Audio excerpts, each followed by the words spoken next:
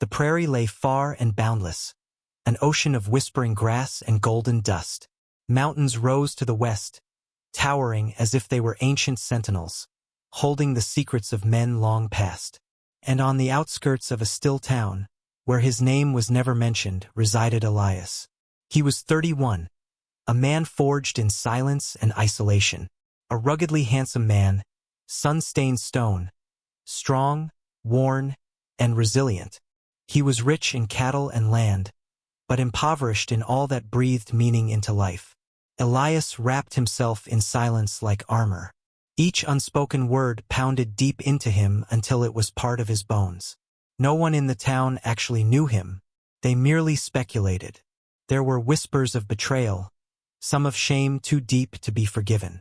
To outsiders, he appeared blessed, but every night his lonely figure riding the hills spoke a different language. He dined alone. He slept in a house where wood creaked only under the pressure of wind. Observing Elias at a distance was like observing a man half entombed, alive but long gone. And yet, under the nothingness, there was a restlessness stirring. He sensed it at dawn when fog clung to the earth, when the world was holding its breath. He sensed it when his own hands froze in mid-labor, grasping for something absent. He could not define it, but it drew him. Loneliness gnawed harder than hunger. It was on one of those evenings, under a mauve and gold-bruised sky, that she walked out. At first, just a shadow on the horizon, tracing the path. Then her shape materialized, a young woman, her dress lined with dust, her dark hair weighed down with the day, her pace weary but unbroken. She carried no sound, no pride, only quiet, as if it were all she possessed. When she arrived at the gate of the ranch, she raised her chin. Her features were young, only 22 at most, but sorrow had etched her with lines making youth appear brittle and old in one moment. She would later provide him with her name, Naomi Blackbird. Her eyes did not waver. They were the type of eyes that had viewed too much. She had no man beside her, no relations in her wake. And when she did speak, her voice was low, uncertain, but resolute. "I have nowhere to go." The words hit Elias like confession. He stood in the doorway, his hands against the frame, gazing at the stranger who was both proud and broken, strong and desperate. Something deep within him, long buried, came alive. Her loneliness was his own, though it was scored with different scars. He almost sent her away. A man who survived in silence does not take kindly to visitors, and the gossip of townspeople already gnawed at the margins of his mind. She was young, widowed, native, and poor. They would cut her cruelly with their words, just as they had cut him. And bringing her in would bring judgment. But loneliness can be more ravenous than pride. Elias opened the door. She slept beside his fire that night, facing the flames, her breathing steady and quiet, as if sleep was the final present she would believe.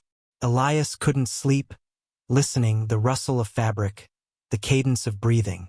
The noise disturbed him more than silence had for years. By the time morning arrived, Naomi moved like she had always been there. She asked for nothing. She merely started. She placated the chickens, patched a busted bucket with cloth, and worked with survival instinct. She wasn't a guest. She was a woman who survived. Elias stood in the doorway, his coffee growing cold in his hand, his chest constricted with something unspoken. He remained silent, words being heavy stones to him. Naomi hummed, though old, mournful music, conceived more of memory than will. And Elias, unwillingly, was motionless, simply to listen. Each note opened something long closed in him. He desired to question her about the song, but swallowed what he would have asked. Questions called for answers, and answers could not be recalled.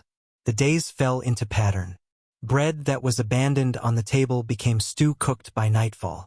A fence fixed quietly was rewarded with wildflowers laid softly by his tools.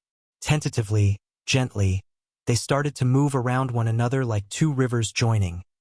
Reluctant, afraid of flooding, but slowly coming nearer nonetheless. There were no declarations, no sudden embraces, only small gestures that softened the air between them. But the world beyond the ranch was not so gentle. In town, whispers spread like wildfire. Some said Elias had taken in a widow out of pity. Others twisted it into something darker, a desire unfit for decent eyes. They mocked Naomi's heritage, spat cruel names, called her burden, called her shame. Elias overheard their laughter at the general store. Cruel, calculated, intended to hurt, his fists bunched. He came close to turning away, close to being consumed once more by the silence. But then Naomi passed him, head held high, shoulders thrown back, wearing all the slurs without stooping under the burden. And in that instant Elias beheld the truth. She possessed something he did not, the bravery to confront brutality without shrinking. What tied them together wasn't loneliness alone, but a strength honed by rejection. And then the storm. One evening, the skies tore themselves apart. Thunder boomed through the night. Rain pounded the ground. Winds shrieked so hard they twisted the trees. The ranch shook at its wrath. Naomi, with no hesitation, bolted into the storm to rescue the animals. Elias trailed behind her, mind lost, heart in charge. Together they battled the storm. Rope searing their palms, rain obscuring their vision, bodies taut against the power of the darkness. When the barn was secured and the animals silenced, they dragged themselves back inside, dripping wet, lungs on fire. The candlelight danced across their soaked clothes.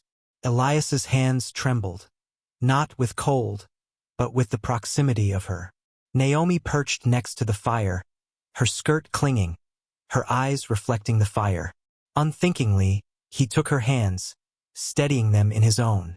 No words were spoken.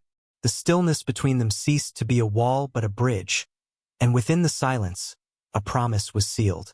But peace did not last. The storm outside was followed by another. The townspeople became brazen. In church, their whispers were now not whispers but accusations screamed out loud. They insisted that Elias send her away. Their gaze bore down on him, anticipating him to give in, to retreat into the silence that had kept him captive. But Elias was not that man anymore. Something within him had turned. He stood, voice firm, weighing the burden of all the words left unspoken. She stays. The words snapped harder than a bullet. The church plunged into shocked silence. Naomi looked at him, her eyes shining, not with reliance, but with understanding. She did not see a man saving her, but a man who had finally saved himself. That evening, Elias forged a piece of silver in his own hands and hammered it into a simple ring. He placed it in front of her, no words, no sweeping vows, just doing. Naomi took it in silence, her decision louder than any oath. Under the vast spread of stars, they stood hand in hand, not as strangers united by isolation, but as companions united by choice. The world would still whisper, the town would still sneer, but neither of them would ever walk alone again. Years afterwards, when the prairie flourished with flowers Naomi had sown, and the walls of the ranch rang with laughter once more, Elias would recall that day she first stood at his gate, dust on her dress, voice soft as prayer. He would recall that loneliness had not been his end, but the earth out of which grace had sprouted. So if you ever find yourself overwhelmed by silence, thinking it describes your existence, take hope. Occasionally the pain you bear is not the death of love, but its dawning. Occasionally the door you dread to open is the one that rescues you. And occasionally, when all hope is lost, someone will turn up on the edge of your horizon and say, I have nowhere to go. And by deciding to open your doors to them, you might at last realize the home your heart has forever awaited.